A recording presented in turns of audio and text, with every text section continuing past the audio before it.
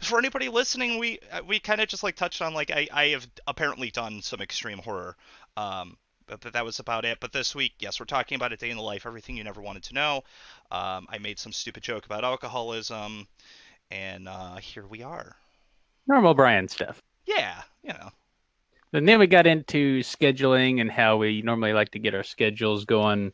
Early August, late July, ideally at the latest. But some hunts just don't have their schedules out that early, so sometimes we're still adjusting our schedule even into September, which is hunt season for us. I know there's some places where hunts aren't open that early, but here in the Ohio Valley area between Indiana, Ohio, Kentucky, they some of them start opening that first weekend of September.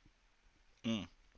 Yeah, and that's a good point, you know, because like a lot of the ones up here, I don't think there's any in my immediate area that open before the first weekend in October.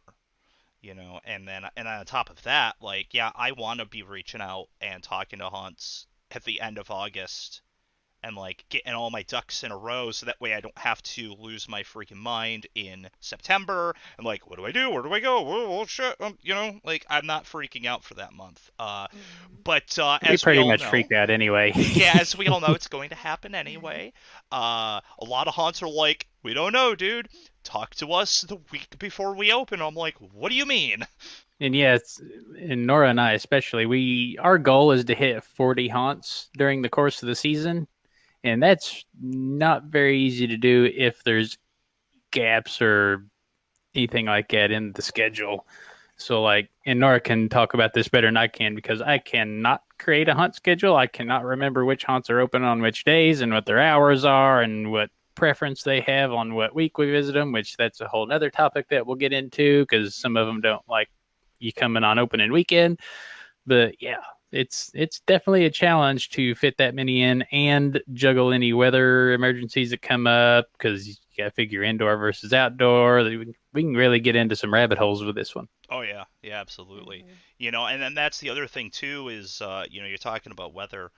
You know, I always like to have something in the back of my head about what's my contingency plan if a freak thunderstorm occurs and a haunt says we're not opening tonight for whatever reason. What do I do? Where am I going? Right. You know, am I staying home? Because like I don't know about you guys, I can't stay home on a weekend in No. October. It's just not Nope. physically possible for me. Yeah, it's pretty difficult. Yeah. Yeah. So Austin and Tiffany, because like apparently my audio just didn't exist on YouTube. You guys are joining us. Yay! Yay! Yay! Yay! Yeah. So how often do you or how early do you guys start planning? I For me, it's about the same. Like late July, early August, kind of as soon as I can get a hold of the Hans, just to let them know, give the information, see if they're interested. Now Austin had a little bit of a rough way to go last year because there really COVID took a pretty good impact on his neck of the woods, so there really wasn't that many options to choose from, was there? Not really. All the Hans, only ones that were open were two, and only one wanted to have a review. The other one couldn't open their indoor hunt, so wasn't able to review that one. So did my first drive-through haunt house, which was a unique experience in itself. Was it It like sounded really good from the review. We was like, "Dang, we want to go to New Mexico." Yeah. like what did they Considering do? Like now I'm really curious.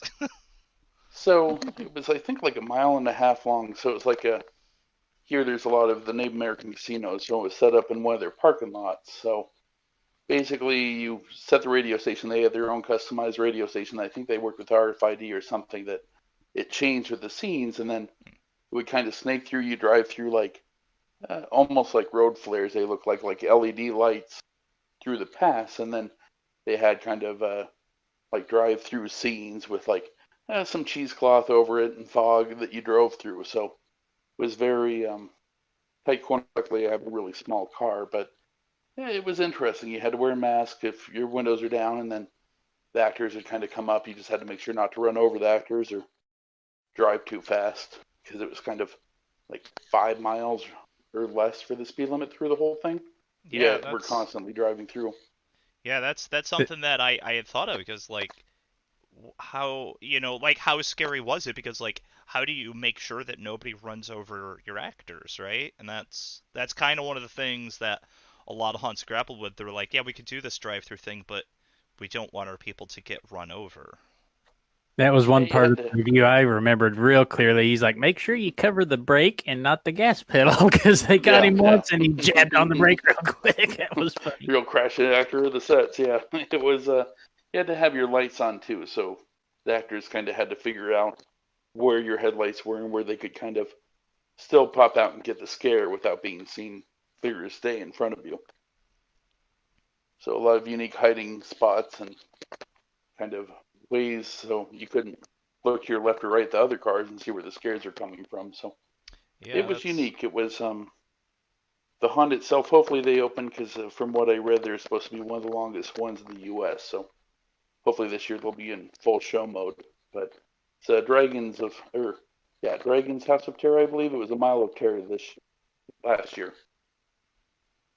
That's cool how they were able to pivot like that. yeah, that's that's Yeah. that's really good on their end. One of the hunts up here was going to do they had talked about doing a drive-through type hunt similar to that, and I was like, wow, that sounds cool. And then they turned it into so then they started working with like Dunkin' Donuts as a sponsor. And if you know Dunky Dunks don't do scary, y'all. So because Dunky Dunks is for your basic average white woman, right? So uh yeah, like so Dunky Dunks and I think one of the credit unions, whatever, sponsored it, and so like I don't know, it was family friendly, and I thought, okay, whatever, I'll bring my kid because she doesn't like super scary stuff. It'll be a fun thing, right? I don't. It costs like $15, and I'm like, this better be good. They advertised it as a mile. I reset my trip odometer on my car, and it was not a mile. Um, like from where you pull off the road onto because it was at a park, and so like you're on the little parkway, where pedestrians normally will like run or bike or whatever. So like you drove around in that portion for what they called a mile, but no, it wasn't. And it was really bad. Like even my daughter, who is terrified of scary things and loves this kitschy sort of you know, gay Halloween kind of theme. Uh, we're driving through and there's a radio station playing the Monster Mash or whatever, and I hear this voice come out of the back seat going, "Daddy, this sucks." And I wanted to turn around to tell her to watch her mouth, but I'm like, yeah, you're right. Right. Well, don't want to get off topic for too long, but so once we got Hans figured out, which ones we're going to, Well, and we didn't we're ask starting to Tiffany get because them she on the does the schedule. planning. Say what was it? We skipped Tiffany on asking her when Oh she yeah, can start. Tiffany. I was going to ask Tiffany the next question, which was, how do you figure out, like the sequence of haunts that you go to? But this is her first year reviewing for us, so I don't know what she would do. But I could do both. Look at that. There you go. So, uh, the first part of prepping, particularly like being around haunts, they start announcing them in July, except Pacific Northwest is special snowflake territory in that we don't actually open until October, the month of, which I'm used to like Midwest scheduling, so I'm used to September being like, come on, you guys, like there has to be something going on. Particularly like last year, wait, no, I think it was last year. Friday the 13th fell in September, and I was like, it just makes sense to be open in September, but that's not the case. They wait until October. So even though they announce them early, I could get that. I kind of was really lucky last year. Well, lucky is a weird word, but Washington originally specifically banned all haunted houses, and then later the agro-tourism um group, like all the farms in the area, basically petitioned the state to open as long as they were like had their corn maze and stuff like that. And that came out in about August. So there were like these haunts that were farm haunts that we could go to in Washington, but everything else was shut down for the year. And that kind of really cut down what we were able to visit. Mhm. But as of like a normal year of what we're able to like go ahead and review, and particularly like ones that want us, like we had farm hunts, like we were able to visit 3 of them, and they were conveniently not located anywhere near each other, which is okay. But we had to definitely like scramble into like, okay, we could do like these two kind of together on the same night, and then this one we'll just have to do a separate weekend. But I had a Portland area haunt get a hold of me and want me to visit, and that was just one that we couldn't really configure in our schedule, just because that would be a 2-hour drive down to Portland to go to one haunt, and then a 2-hour drive back. So it'd be a 4-hour round trip just to go to one haunt, and I wasn't able to like double dip anywhere. Um, which was unfortunate because it would be interesting to see like how they pivoted and changed for 2020. And I'd say that's one of our most difficult things, probably all of us, is we try to, as a site, prioritize review requests from haunts over just kind of having to pick places to go. And a lot of times we'll have ones that are kind of off the path by themselves, and it's really hard to pair them with anybody. And if they're not near a team, like I know we've got one on our request list that's been on there for several years, and they're like 6 hours away from all of us, but they are out in the middle of nowhere, and there's nothing else out there that us reviewers would be able to review while we're there. So it's going to be a pretty hard one to get. Yeah, and that's that's something I noticed this past year too was there was one haunt in my area that had requested a review, and they were not open this last year. So prioritization just went out the window. That's all right, wherever I want to go now. Um, Right. which it's kind of nice, right? Uh, but like you guys were talking about prioritizing and like what weekends do you do certain haunts and all that, and I'm kind of lucky in that I know where all the haunts are in my particular area. Tyler, nor you guys know because you've been doing it for so many years and you've been to all of them. You guys know all of the owners and whatever. But like, yeah, I know where all of them are. So when I think like, oh, I want to do Demon Acres. What's also near Demon Acres? Well, I can do this one and that one and the other, Mm-hmm. and then Exactly. day of, about noon, day of, I'm looking at what order am I doing those in? How do I hit these the most efficiently? Normally, we pick the one that's furthest away first, and then that way, when we finish up at the last haunt, we're closer to home. But that could be skewed by What time they open? time they open exactly, and then if there's any weather issues, you might have to just totally skip one night. There's all kinds of factors.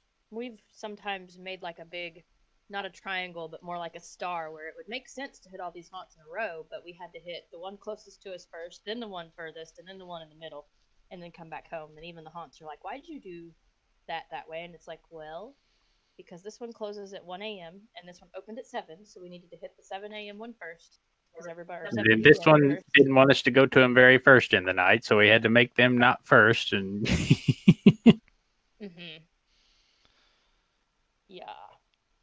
I'd say the opening night thing is definitely hard for us all, and we understand it. And we do have haunts that are okay with it. There's not very many, but I would say that's our biggest like hurdle when it comes to doing our schedule, because we've usually got September and October completely full. Every single weekend there's at least 4. So when one haunt opens earlier than the rest and they're like, yeah, we don't want you to come opening weekend or the second weekend, it starts getting pretty difficult to get all those haunts in there. So I think that's actually a really good segue into like, day of. Like what does everybody's day look like? When does your haunt day begin? ours begins when we're done submitting reviews for the day. Because Yeah. a lot of people probably don't know that, but no reviews get posted to the Scare Factor without Nora and or I looking at them and proofreading them and actually making clicking the go live button on the site. So, and because we have so many teams now, we're doing that usually well into, and sometimes on the way to the haunts. Some teams are turning them in real last minute. Not pointing any fingers, but I don't but know. I don't know what you're talking about. I get mine done in 48 right, hours. right. That is wonderful when they come in that early, as long as they're long enough. But that's the thing too that we was. I don't want to get scrolled on that too long, but it don't matter if it's a 3-minute haunt or a 30-minute haunt or a 3-hour haunt. They all have a minimum review requirement, so that's part of the day in the life too. Is just getting the things reviewed, but I guess that's at the end and not here at the beginning. But Yeah. So we're working on that kind of stuff in the laptop, even on the car. Sometimes we'll hit the road at 1 to 2 to 3 o'clock, depending on how far away we're going. Like if we're going 3, 4, or 5 hours away, sometimes we're not leaving until 5 or 6 o'clock or 7. Yeah, for us, we have about 15 haunts that we hit every year that are about an hour from us, but all the rest of them are over 2 hours. So we do leave a lot at 1 o'clock, and our day begins. We got to eat something after we're doing whatever, and most of the time, we put on like 20 pounds during haunt season because we're eating McDonald's in the car while we're driving, or while we're, You got some pictures floating around somewhere. Yeah, we're eating burgers and knee driving the steering wheel. I feel personally attacked. But yeah, so Tyler and I audio record. Some of our teams do and some don't. So generally we're in the car, we've got the laptop, we've got food, we've got tons of energy drinks because we can't make it home without them. And we'll usually get to the first haunt and Tyler will go, oh, I don't have, or I left the headphones at home or whatever. So we like to use the recorders to get accurate timing, and we make notes, and it just helps to have them for all of them if they're okay with it. So we usually have to make a short run to Walmart, and then we always call them Team Zombillies trips. If you ride with us in the car, even if it's a haunt we've been to 100 times, we will make a wrong turn. Yeah, absolutely. It's almost control at this point.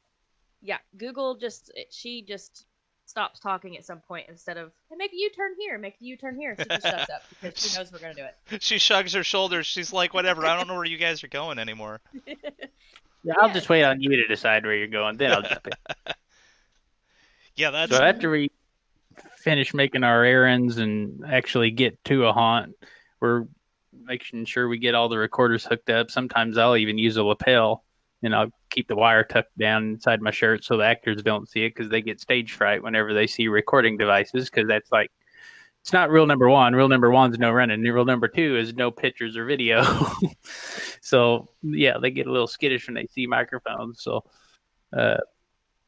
we do usually try to talk to a haunt owner or at least somebody at the ticket booth, some kind of manager, to let them know we're there and get a little bit of the nuts and bolts if there's anything new for the year. If it's a brand new haunt, we've got a little series of questions we like to ask them, like, what's your theme and how did you get started and all that good stuff. And we always like to include that whenever we can.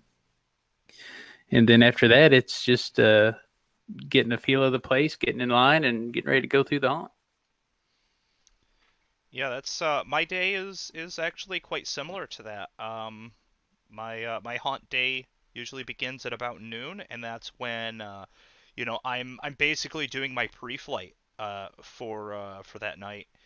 So I'm checking the weather. I'm making sure that it's going to be clear skies. If we're expecting rain, I need to know about that because I am the absolute worst when it comes to rain. I am miserable, and I will let you know all about it. Yeah, no, I'm not fun to be with when I'm soaking wet and cold. I can't imagine anybody else is, either, but yeah, no, like I don't mind being in the rain at all. Like I served in the army. In the military you learn this phrase, and it is embrace the suck. And I've had to embrace the suck before. Working in a haunt. Yeah, if it's gonna rain, it's gonna be cold. It's whatever. Like your costume may not be good enough for the conditions that may be present. I, luckily enough, working in a haunt, was always inside, but you need to be aware. Is it going to be abnormally cold? Because it's not heated. Um, Right. you got to be ready for that sort of thing. So yeah, I'm checking the weather, making sure that everything's gonna go as planned. If anybody's got any sudden cancellations, I need to know about that because I gotta be ready to roll on Plan B. Um, it's at about noon. Very true. Also, I'm contacting the rest of my team and nagging the shit out of them to get their asses in gear, get their shit together, put it in a backpack, and take it to the shit store and whatever they need to do with it, but they need to get their shit together. Right. We used to have a crew that would roll with us, and it's dwindled down to just Nora and I for a reason. Yeah. And then the other big part of that too is at about noon or 1 o'clock, I'm looking at what order are we hitting these haunts in, and how am I getting there? I crossing my fingers, knocking on wood, I have never made a wrong turn, gotten lost, or I won't say I've never blown right past the haunt. I've definitely done that one. But like I generally get to it and we go flying by at 70 miles an hour, going, "Oh, there it is." Right. We've done that a few times, yeah. Yeah. Making notes on poor signage. Yeah. Yeah, Well, but and Brian's it's never making wrong turns. We need to ride with him a little bit. Yeah. Well, so Right. but here's I'm the like, thing. Wait a minute. Not But- making any wrong turns. Something's wrong here. I've never made a wrong turn. I've always gotten there. I may go speeding past it because I'm not paying attention as I'm coming up the road. There might be 1,000 signs that are like, haunted house ahead, turn right for the haunted house, and I'm like, yeah, let's go, man. Right. Just normally where both Wit and Dan are like on me in the car, so I always drive, but I'm night blind, Ooh. and they're very too. much like, dude, sign, like lights, tons of lights. I'm like, "Eh, can't Oh, see is that it? I thought that was the sun. I thought it was daytime. Yeah, We do but the same thing. I'm like, Tyler, you're supposed to turn back there. yeah, I'm I like, oh, that was the haunt. but I don't ever make a wrong turn. This past year I went to Salem, Massachusetts, for the first time ever in my life. I had a great time. It was wonderful. We stayed in Portsmouth, New Hampshire because I wanted to check out Haunted Overload. But I rode with a friend of mine, and she, as soon as when she picked me up the morning that we left, she, had like Google. She's like, all right, what's the hotel's address? I'm like, don't worry about that. Just get on the throughway. Just start going east, right? Because that's going to be a majority of it anyway. She's like, okay. And I mean, we went all the way through, like, we got all the way almost to Boston. I'm like, okay, you're going to take exit whatever onto the outer loop. We're going around Boston. Then we're getting back onto 90. We're going to get onto the Blue Star toll road, and that's going to take us as soon as we cross the New Hampshire line. It's the first exit. That's our hotel. And she's like, how do you know this? Have you been here before? I said, no, this is the first time. She goes, how do you know that? And I said, because I did my homework. Right. So, like, I can go somewhere as long as I've done that research. But I'm also lucky. I have a really good sense of direction. Mm. That's helpful. It is. I drove for There's Uber. a reason why Nora doesn't drive. Yeah, I There's a drove reason for why I'm Uber and laughing. Grubhub for a while, and like you refine your sense of direction by doing that because they'll plop you into the middle of a housing development with no way to get out. And you're like, Right. so like if you can orient yourself to go, okay, the main road is that way, you start making turns to go that way. Right. And you figure it out pretty quick. Yeah, I think that's where you and I differ is that I've never gotten lost on the way to a haunt. I Right, have never right. gotten lost. Now I've ridden with some friends and I tell them like you need to take this turn and they're like, do what now? As we fly right past it. Yeah. They get lost. I don't. Well, one night Tyler went driving down some grass in the middle of the road and didn't even know he was off the road. Yeah, I was just driving along and I'm like, oh, where'd the road go? And the freaking lane ended. Lucky there wasn't a guardrail there. We'd have smacked right into it. Yeah. I mean, I've been out on some old country roads where, the road turns very sharply and the lines are not painted very well, and you're in a cornfield. You don't Mhm. even know I it. can't even use that as an excuse. We were in downtown Seymour. Oh, God. Oh, come on, Tyler. This is a 2, 3, 4 lane divided highway. Oh, man. Yeah, I can't really I explain it. believe Mario and Nancy were riding behind us that night. We got a pretty Yeah, good they kick out can of they that. can witness to that. I want the dash cam I think footage they from that night. almost went off the road with us. I want the dash cam footage. We need to do a dash cam because, yeah, we're generally in a hurry. I'm sure all of us get in a hurry. Yep. Mm-hmm. So yeah, Austin, Tiffany, anything to add to your pre-gaming, pre-flight going to haunted houses? So pre-gaming normally, um, Dan meets us over here at our house, and then we go ahead and head down. The whole entire time down, normally our whole conversation is about, I call it temperature checking, but it's basically getting us all on the same page of what score we are. Oh, okay. Interesting. Because we're not the same person, and like Dan's 10 is different than my 10. It's different than Whit's 10. And so you do this thing in tech where you kind of do a temperature check and make sure everybody is like on the same page on a project. So that's kind of what we do, is just making sure that all of us are on the same page. Right. That's a really good Is idea. Mm-hmm. Yeah, it's helpful, particularly with having like a team that's more than just, like myself or even myself and Wit. Mostly because like I've definitely, like, we've had discussions of like for example, we get lost and I'm driving and I miss a turn and we're literally on an island somewhere. And like Dan's over there being like, signage, I know there's a signage question, like that's a 0. And I was like, you can't give people zeros for me being stupid. And then so like a lot of that conversation came out of it, but yeah, it's a whole lot. Depending on like where we're driving, last year our drives were probably about like an hour and a half to 2 hours. So yeah, we have a pretty long time. After that fact, we kind of start talking about like what we want to see. Um, that was a lot of our conversation last year, is what we want to see Mm-hmm. and kind of like what we're kind of expecting. So Dan, would look at the website or whatever and be like, well, this is supposed to be the storyline. I would go ahead and talk about like the social media aspect. And so we would kind of like get, I guess for lack of a better term, it's like pre-gaming all of ourselves. Mm-hmm. Right? To being like, okay, what they're supposed to have the story. Let's see if we can figure out the story, like us actually going in. But like, this is the story. We read all of like the wiki pages and all this stuff, so Mm-hmm. we have enough time. So that's kind of what we do. Yeah, we kind of do the same. Read the theme if they have it. We'll sometimes read through our review from the previous year if we have one, and then we'll read like customer reviews of that year just to see, kind of like to psych ourselves up, I guess.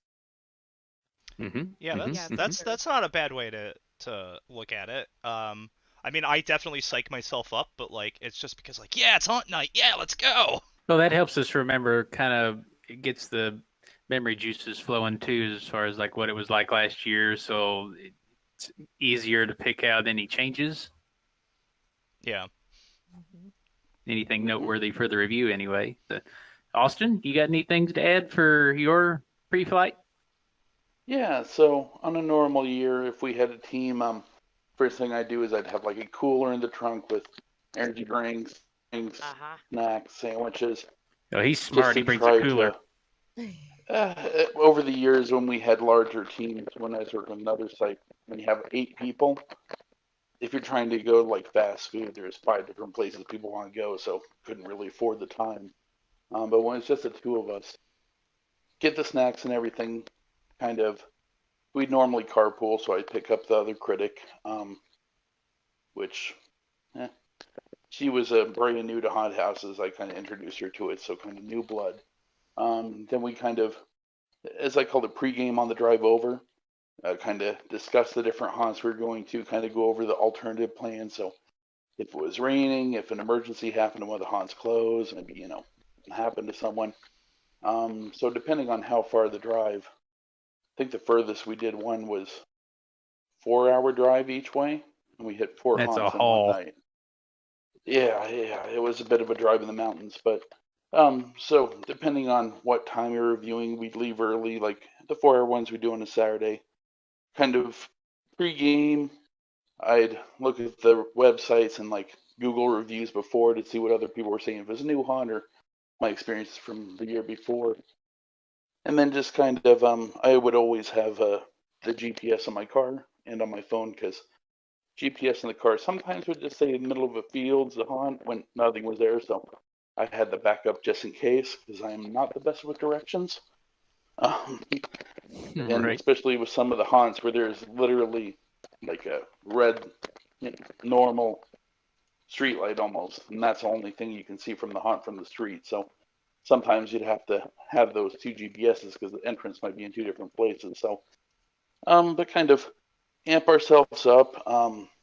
I'd always have the windows down because sometimes you could smell the fog before you got to the haunt, so that would help finding it.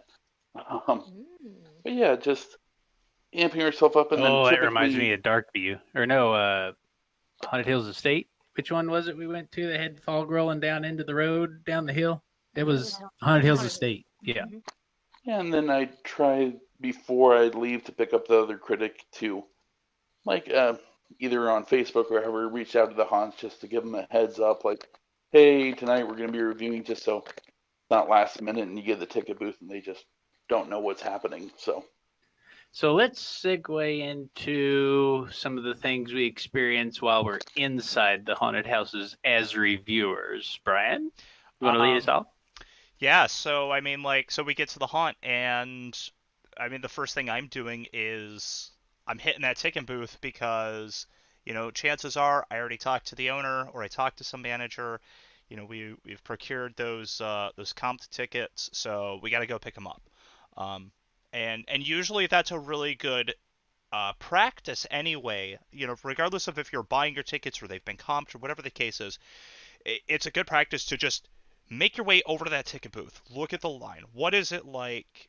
Because that's giving me insight to all these auxiliary kind of these ancillary operations that we do talk about in the review.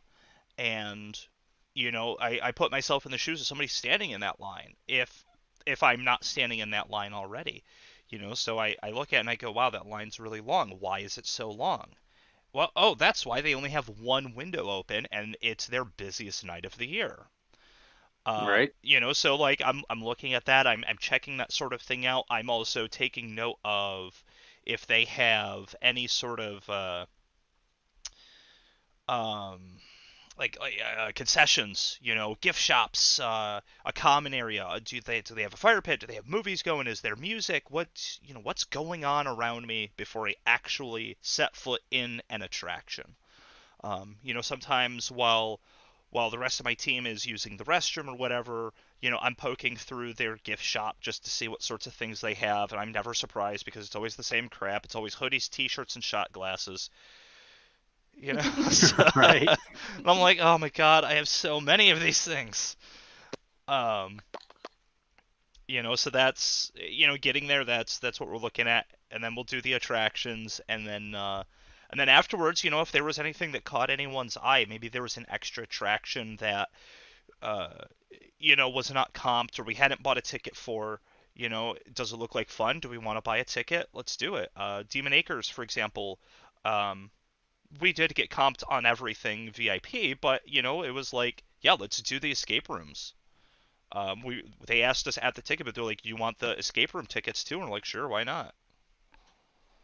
And Yeah, that's something we do too. We like to, whenever time allows, we like to take advantage of any offerings that they have. That way we can make sure we don't forget anything and we include it all in the review. And going through and doing it all, like the escape rooms and all that, is one of the easiest ways to remember it. yeah, Yeah, and you know the other thing too is like, you know, you check out the vendors for their concessions. Is it a local business that has contracted with them, or is it being run by the haunt itself? Usually, I will make it a point to get a small bite to eat if it's a local business that I know a lot about and I know their quality is good because like I like supporting those local businesses. Um, but other times, if it's just the haunt and they have their own, I guess, culinary staff running a food truck or whatever the case may be, if it looks good, I'll get something. Why not? And that's Right? Oh yeah, and we then love we're name dropping the concessions. oh yeah yeah and then we're on the road to the next place if we have another one for that night. Hmm. And we're usually eating those, you know, loaded chili bacon cheese fries in the car, like, oh yeah, yeah, great haunt, yeah. You know, nobody can understand a word I'm saying because I'm stuffing my gullet full of like just awful, awful, greasy, delicious food. Yeah. The deep fried Oreos. I have to get them Oh, every time. oh God. I ha- Cannot pass up the deep fried I Oreos have and the a lemon No. shake. recipe. I have the recipe for those, and I will give them to you later. They are delicious. Yes, they are.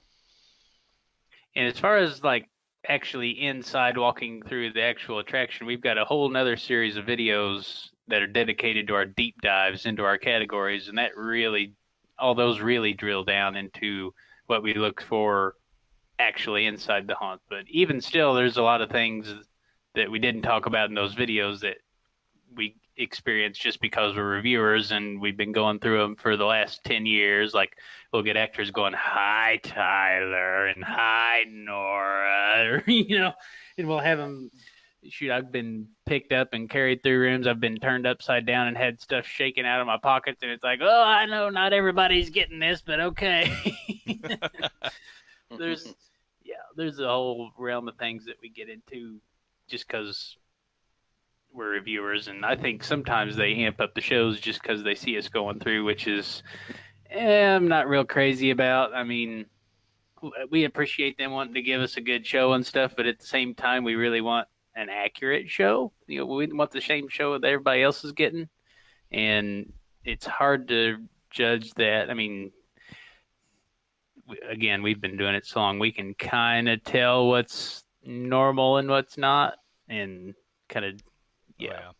yeah. That's a whole nother thing. Well, Oh we've yeah. been in a haunt before that. Before we went in, we'd been there like 5 or 6 years in a row, and he's like, "Just to let you know, I never let my actors know that you're here." And we're like, "Oh, okay, cool. Oh, Like this is a good one. we prefer that you don't." And he's like, "Okay, if you guys want to go get in line for this haunt, he had like 5 attractions. So we go into the second haunt, and as we're walking through, security guards about knock us over to get in front of us as they, in front of us, tell the actors, hey, the reviewers are getting ready to come through with flashlights and all. And that was They're getting on the radio. Hey guys, alert, alert, alert! Reviewers are coming through. Alert, alert! Oh, Yeah. that's good. Yeah, Yeah. yeah, that's We've had one guy really screw up, and he's like, "Oh yeah, some actors came over from such and such haunt because we knew you were coming first tonight." It's like, really? Oh man. Yeah. Oh, you shouldn't have said that. Oh man. Yeah, Yeah, so they were jumping back and forth between haunts that night. Wherever we were going, they were sending actors over there. And it's like, oh my god. oh That's the jeez. downside of announcing ahead of time when we're planning on going. So we're trying to cut back on that a little bit each and every year. Well, I guess on the other hand too is that if they are short-staffed, at least you get to see what that full show looks like, right? You're not That's reviewing. why we do tell them. That's exactly why we tell them. Yeah, because we don't want to see them at their worst. We want to see them of what they're capable of. You Right. know. Right. You don't want to write that review and go like, "Wow, the show was just not great. They could have used a lot more actors, but it was just that one night." Yeah, and so we give the there's owners the chance to tell us at the same time, hey, we were a little bit short-staffed tonight. Okay, we can make a note of that in the review. It may not change the score, but at least we can say, hey, on this night they were a little short. This is why they got this score. right. Yeah.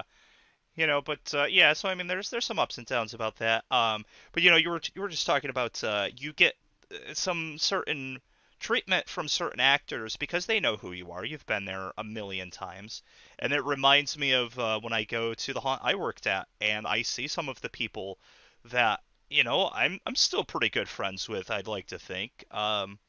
my buddy MC. Whenever I go to Frightmare and I find him wherever he is, I he in the past has given me shoulder massages and back rubs, which is wonderful. Like, what a good friend. Yeah. Right. And I'm just like, he'll come in and he'll do his scare, and I'm like, oh god, I hate that because he's a clown. And like, I don't hate clowns. I'm not that scared of clowns, but he's a big guy, right? He He's like, oh god. he knows how to hide from me. Uh and that's Oh. his biggest strength is he knows what to do. He used to work at Hoochie, so Okay. he's got some skills that maybe other actors don't, right? And Gotcha. so he knows how to hide, he knows how to camouflage himself, and really get a really good scare no matter where he is. So I'll come into a scene, I'm like, there's nobody here. Shit, where's MC? um, Right. and then he'll do a scare, and he'll see me tense up, and he'll give me a back rub for the next 3 scenes to make up for it. There you go.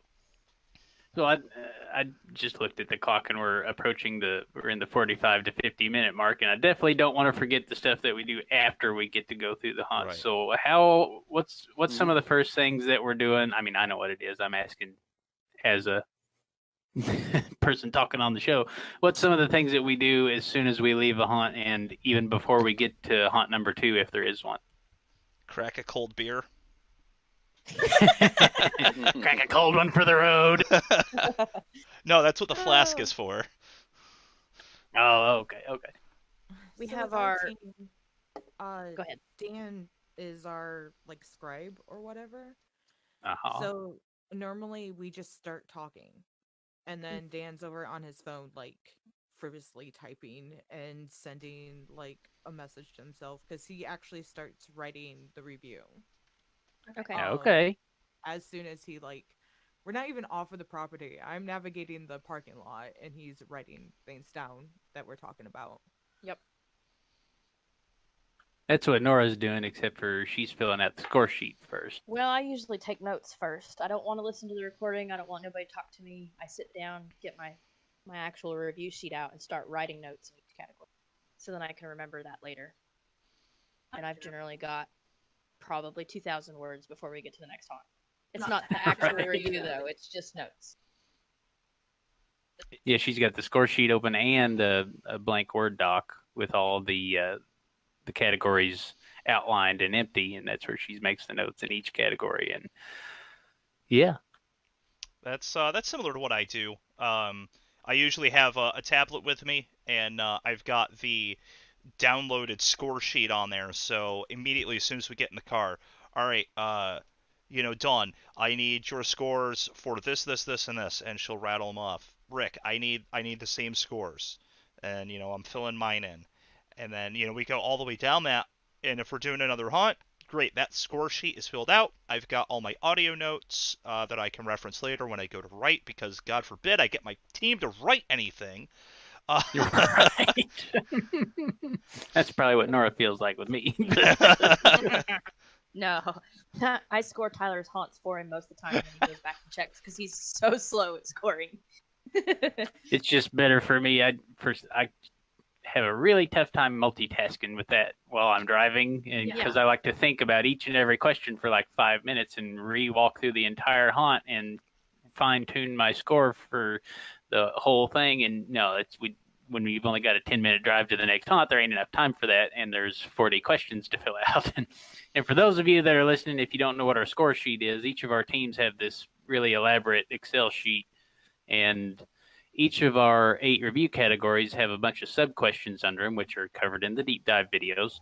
And each question and category is scored based on that score sheet. We give a 1 to 10 on everything, and that's how we get our scores. So that's what we're talking about when we say score sheet. Tiffany, go. What do you do after the hunt? Go, Tiffany. I'm over here. Yeah, so What do I do after the haunt? Normally, I'm the one in the vehicle, and then I'm driving the conversation and Is eating everybody else popcorn. on top of the vehicle? Yeah, actually, they just pile on. I do have a smart car, so Oh. that does make sense. But Smart yeah, enough not to let everybody else inside. Got it. it only seats 2 people, 3 if you get inventive. Is Oh that the And one wow. that so looks like the Fisher Price cozy coupe? yes, Oh, nice. I love it. yeah, it's really, yeah. I've taken it on way too many farms, and I'm actually surprised it still goes to like through farm and tractor treads. Anyway, so normally again I'm driving and the guys are talking with themselves. Dan's doing all of the recording. Um I normally have to like pipe in kind of like with like each of the topics cuz they'll get really like focused on like one thing or they'll start debating. um like I remember there was this one and they were like talking a lot in depth about costume, and that was the only thing that they were talking about was just the costume of this one haunt. And I was like, okay, well, this is good. We got costume covered. I have a lot of stuff. And the more ironic thing is that like I'm the one that like writes the review and then Dan proofreads it. Um and so like I have to like make everything into a narrative, and like all I remember the conversation being is the guy is talking about costume for, a good 30 minutes after we left the haunt. So like a lot of the questions would be like things of like, okay, so customer service, what did you guys pick up? And like I would try to keep them touching all like 7 topics or like all of the topics instead of just focusing on like one section. But that's kind of like all that we do. And then afterwards, like actually getting home, particularly last year, like we only have 2 haunts that we visited on the same weekend. Everything else was really leisurely. Like, we only went to like one haunt. Other than that, so like we had a lot of time to like write things and plan stuff out. But yeah, normally the follow up is like me a couple days after, like peening Dan or peening Wit of like, okay, I need you guys to fill out your scorecards. You didn't fill out your scorecard. Please fill out your scorecard. Please fill out your score. You sound like my manager. Everybody, please fill out your time cards. Please make sure you're clocking in and out because you won't get paid if you don't. Yep. And don't Yeah, fill it out too fast.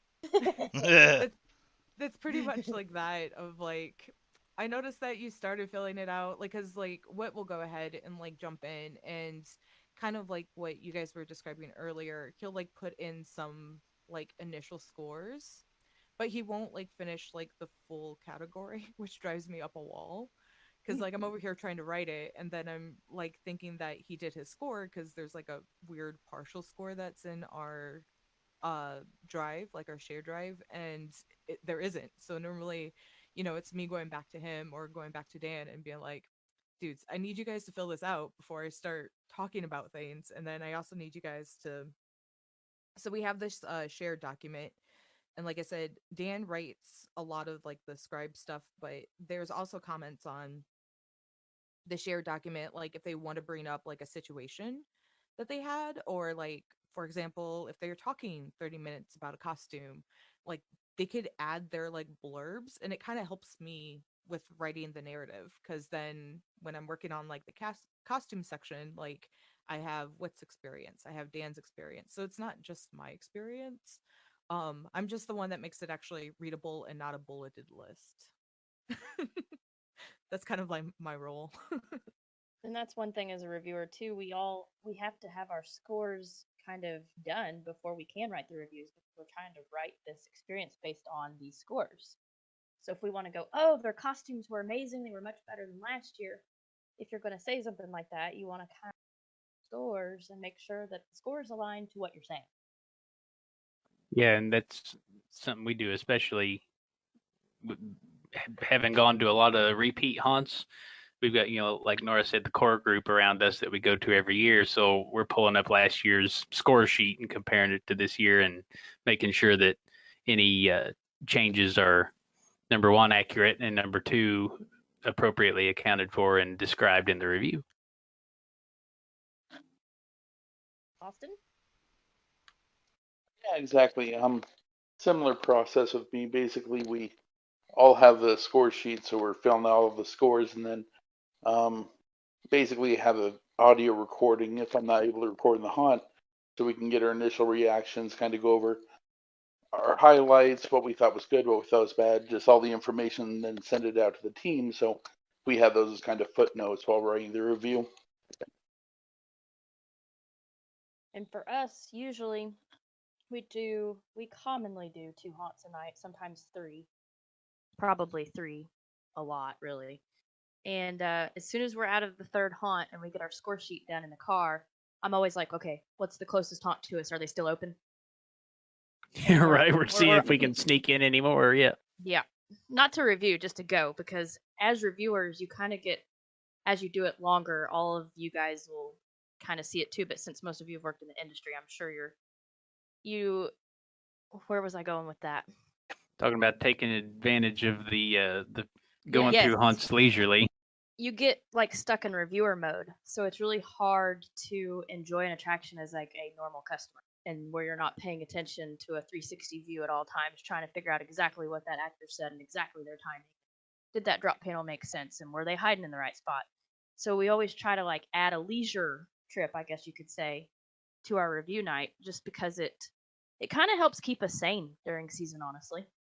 No, for sure. If we're usually able to get probably 3 to 4 extras in that we just didn't coordinate with anybody, didn't give them any notice, so we pay our own way. We like the opportunities to go through when we can take the reviewer head off and just enjoy it and not have to remember everything. Yeah, I call the bonus haunt. Like, if I contacted a haunt, they said they didn't want to review, then I'll just, after we go through the ones that we're reviewing, just all pay to go in, just enjoy the haunt, just just kind of clear our minds a little bit before we write the reviews. Mm-hmm, mm-hmm. So then there's the whole aspect of reviewing after the review is up and posted and it's live for everybody to see and share. And that's when a lot of the really good stuff comes in, because we get actors reaching out to us. Hey, thanks for mentioning me in the review. And, thanks. It was great seeing you guys again, all of that good stuff. And then we get to give out awards at the end of the season. And then there's some not so fun stuff that we get to deal with as reviewers too. And that's some of the haunt owners that disagree with the way that they were scored. And that can get pretty aggravating at times, but it's part of it. And we always try to take whatever they say into consideration. Yeah. I'm not sure where I was going with it, but it's just part of the day in the life is dealing with some of the aftermath of what you say. So yeah. Yeah, we'll sometimes have haunt owners contact us for conversations that last 48 hours during the week, and we're trying to write reviews and we're trying to accommodate them and answer their questions. Sometimes they've said, well, I know my actor was in this room and did this and that, and you guys said my finale wasn't as good as it should have been, and I know this person was in there with a chainsaw. And it's like, well, we do kind of have a recording. I mean, if you really want to listen to it, we can do that. Yeah, he came after us, but he only chased us for like 3 seconds, and when we didn't run screaming with our hands in the air, he just stopped. So that's why your finale wasn't a 10 or a 9 or an 8. And also, how cliche is a chainsaw as a finale, right? Oh, it's almost the norm out here. It's a joke. It's a joke for everybody, but it's like, oh, it's the classic chainsaw finale. Yeah. Oh yeah, it's a joke for us. I think it's almost a requirement. I know. It's a joke for us in my team anyway, because like we've been to some haunts that are very unsavory, which we won't name. We're not talking about that, but we've been to a few, and the finale is like a really bad chainsaw finale, and we're just like, oh my god. Really? And we've seen some really good chainsaw finales, to be fair, but these are probably the one guy in the clown outfit at the end of the morgue. Yeah, right. Something that just is really wild and totally off the wall. Yeah, it's the guy that just doesn't belong. You're like, okay, I'll give you a point for that.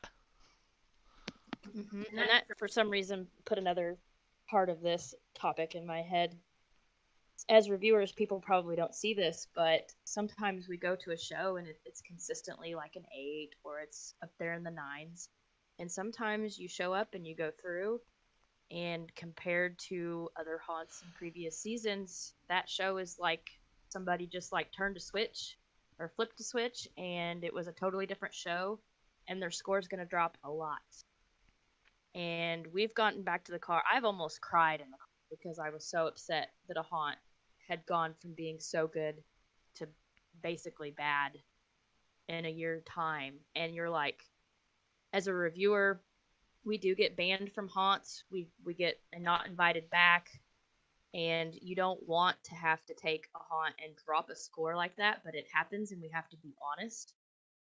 So, And a lot of hunt owners really take offense to that whenever you've got to be, try to be fair and honest as you can. And it's like, I mean, I wish we could have everybody's score go up every year, but, sometimes it just wasn't as good as, or at least as good as we remember it last year. And we have to adjust the scores accordingly. And sometimes as we learn and go to new haunts, our scoring rubric, for our individual team can change from over the course of the year.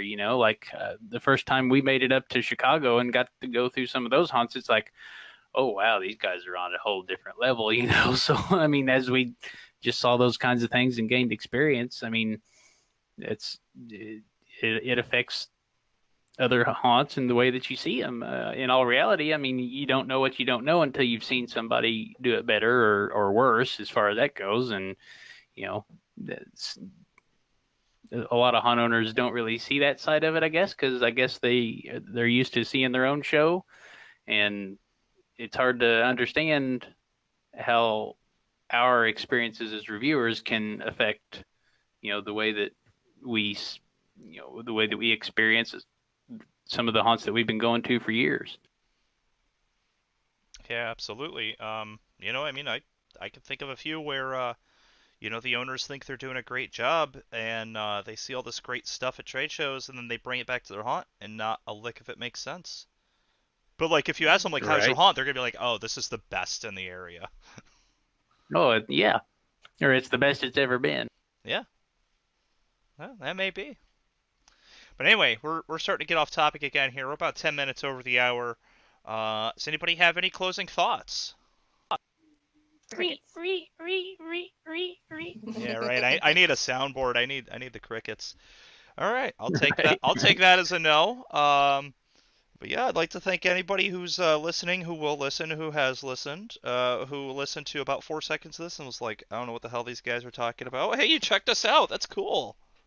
Absolutely. Yeah. And if you are watching and you've ever thought about being a pro reviewer, hit us up on the Scare Factor. We are always looking for new teams. Just go to thescarefactor.com/join us, and that'll get you started in the right direction. You can see a map of where all of our existing teams are, see if there's any vacancies in your area, and we do have a pretty lengthy application process. So if you're dedicated enough to get through that, then we will be happy to entertain bringing you on as a new reviewer. And so I hope you enjoyed it. This has been our brief interpretation of what it's like to be a hunt reviewer. If you've got any comments on the video, feel free to drop them. We do see each and every one that comes through. And if you have any topics for future shows, we would love to hear those as well. And so thank you for joining our Crypt of Confusion. Dum, dum, dum, dum, dum. Okay, bye! Yay! Yay! We'll see y'all next week right here on YouTube, Saturday, 9:30. We'll be doing this every week from now on. It's kind of a thing. Tell your friends. Topic is, but Yeah. Hit that subscribe button. Smash the bell. Yeah, ring that And, bell. Same spooky time, same spooky place, same spooky channel. Exactly. So, And that's definitely not a ripoff of Batman. definitely not. No way. No way at all. Batman's in the attic. All right, next Batman. week we'll be back. Bye!